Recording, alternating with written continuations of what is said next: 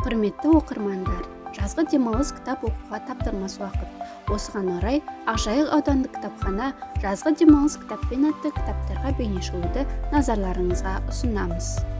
Отарбаев Рақымжан, Айна ғұмыр. Рақымжан Отарбаевтың бұл кітабына пьесалары топтастырылған, тарихтағы табандылық пен тамырдағы тектілікті ұштастыра отырып, адам мен қоғам, тұлға мен тобыр тартысқан заманның шындығын бүкпесіз суреттеген автордың әр туындыдағы айтар ойын ойлы оқырман өзі саралар. Рамазан Думан, Пешене. Автор тарихи тұлғалардың һәм қазіргі тақырыптарға қатар қалам тербейді.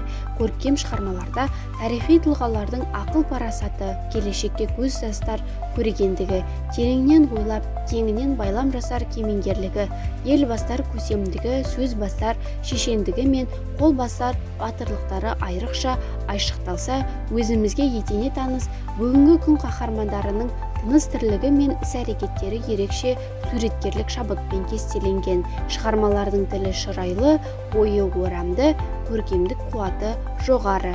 Омарова Мадина, көмбе нанның дәмі. Прозасы, әсіресе қысқа әңгімелері арқылы кеңінен таныс жазушы Мадина Омарованың бұл жинағында автордың драмалық шығармалары мен мистикалық әңгімелері ұсынылып отыр. Кітап көпшілік оқырман қауымға арналған.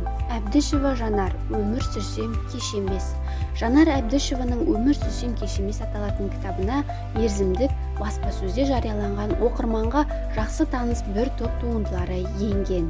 Тақырыбы әр алуан, замандастарымыздың басынан өткен жай-күйлері, тығырықтан шығар жол іздеген сәттері шынайы, нанымды бейнеленген.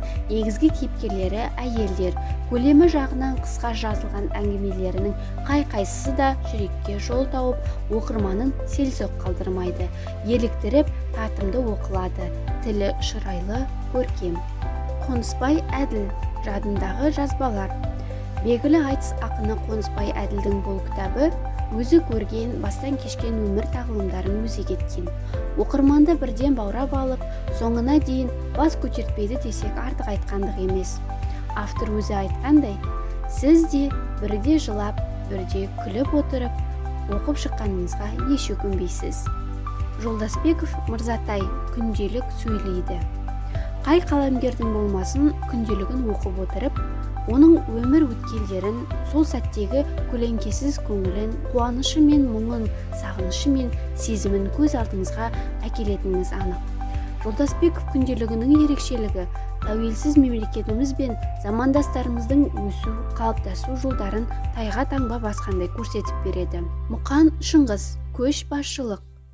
Бұл жинаққа көшбасшылық тақырыбын зерттеген айтулы ғалымдардың таңдамалы 10 кітабы еніп отыр.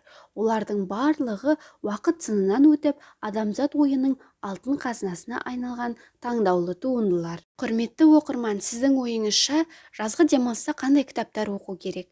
Жанр таңдау маңызды ма? Өз ойыңызды төмендегі пікірге жазып, бізбен бөлісе кетіңіз.